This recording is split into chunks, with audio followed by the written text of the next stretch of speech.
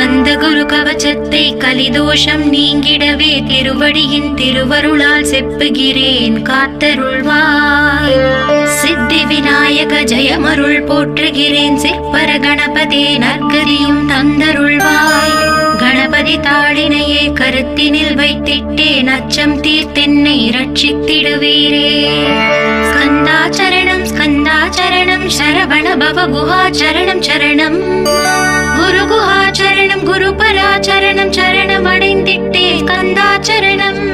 தன்னைத்தானறிந்து நான் தன்மயமாகிடவே ஸ்கந்தகிரி குருநாதா தந்திடுவே ஞானமுமே.